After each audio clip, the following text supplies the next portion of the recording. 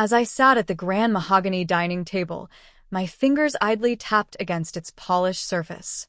My eyes lingered on my wife, Camille, who flashed a grin while casually handing me the coffee pot. There was an unsettling ease to the way she did it, a quiet arrogance that twisted something deep in my gut. The mere act of pouring coffee had been reduced to a menial task, one that, in her eyes, suited me perfectly.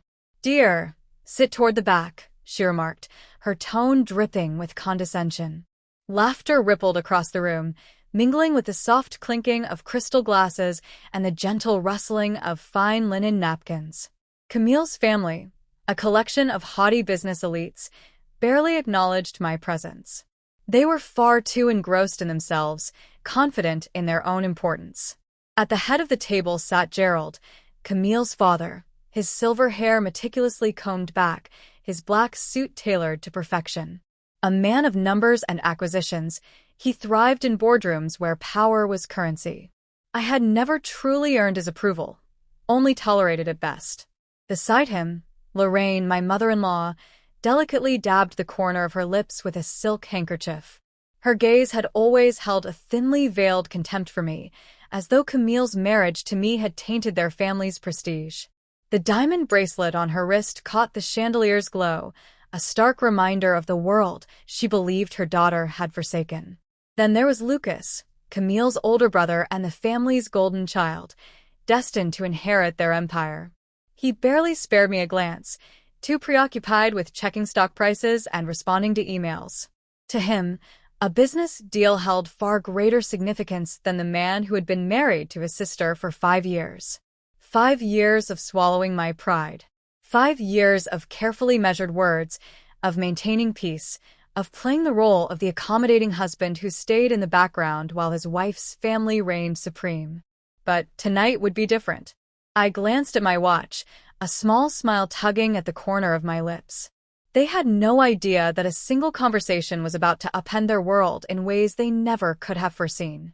They carried on, voices buzzing with overconfidence as they discussed an impending commercial deal, a crucial transaction they were eager to finalize. I listened in silence, the irony of it all amusing. And then, the grand dining hall doors swung open.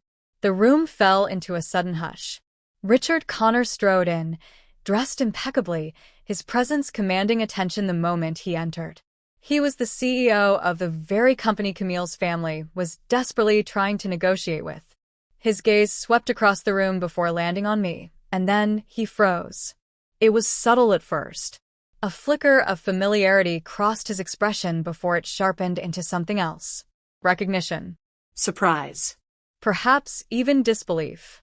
The change in his demeanor did not go unnoticed by Camille's family, who observed him intently, their carefully maintained expressions betraying their curiosity. "Aren't you?"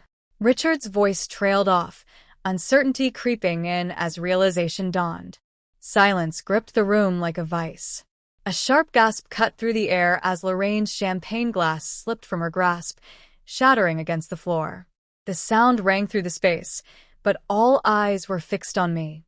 Slowly, I placed the coffee pot down on the marble floor with deliberate care, almost poetic, really.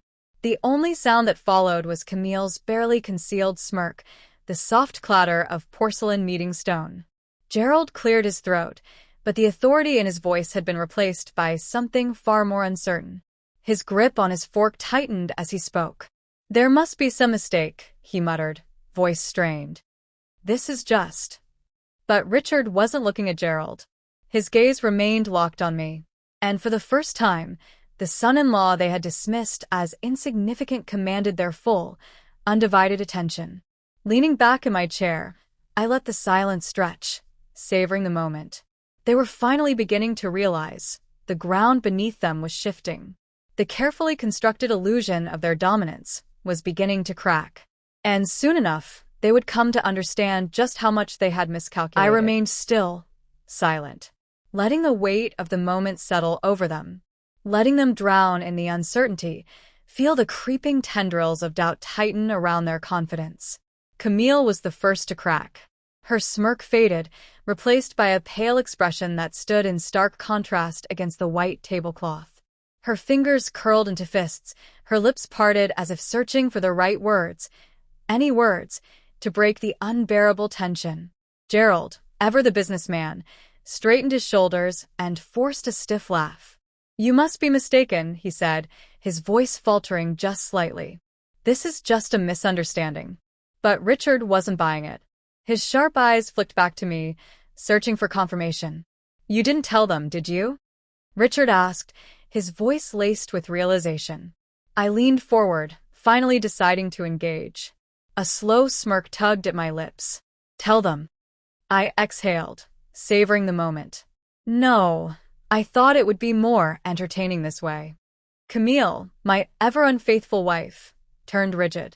But I could still hear her voice in my memory, crystal clear, just as it had been that day. "Yes, darling," my boss had said, his voice smooth and condescending. "I've already prepared his termination notice. I've taken everything from him, his job, his family, his future." And then came Camille's laughter, light and cruel. "I've been dreaming of getting rid of that loser for so long." That moment had shattered me. I had walked into what I thought would be an ordinary meeting, only to overhear the conversation that ended my life. My wife. My boss. The two people I had trusted most had conspired to erase me. I had pushed open the door that day, my hands trembling, my mind struggling to process the betrayal unfolding before me. They had turned to me in momentary shock before my boss simply smirked. "David," he had said smoothly, "you're being let go." "Fired," I had managed to choke out. "Not just fired," he had corrected. "I'm making sure you never work in this industry again." I had looked to Camille, desperate for some explanation, some shred of remorse. But she only sighed, as if I were nothing more than an inconvenience she was finally rid of. "You really are clueless, aren't you?" she sneered. My world collapsed in that instant. She had sauntered around the desk, leaned in, and kissed my boss right in front of me, sealing my fate without an ounce of hesitation. Within the hour, I had lost everything. My career was dead. My reputation was ruined. Every company I applied to mysteriously turned me away. And Camille? She filed for divorce the very same day. She had planned it all legally, financially, ensuring I was left with nothing. I found myself in a rundown motel, eating cheap fast food, while Camille moved into my boss's mansion without a second thought. For a long time, I felt like nothing. But then, something inside me shifted. I refused to beg. I refused to grovel. I refused to let them win.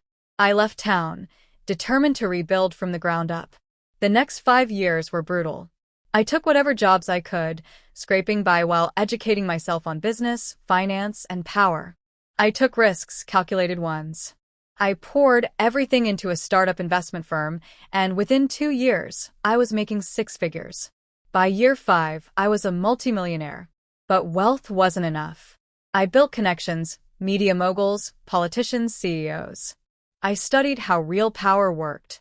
And every dollar I earned, every deal I made, every move I planned, was for one single purpose: to take back everything they stole from me and burn their world to the ground. When I returned to the city, I was no longer the man they had destroyed. I was a force, a name whispered in boardrooms, a powerful investor, a man with a plan. Step 1, take his company. My former boss had no idea who I had become. He was still living comfortably, basking in his supposed victory, believing I had been erased from existence. What he didn't know was that I had already been quietly buying shares in his company, gaining influence little by little, until one day, I owned everything.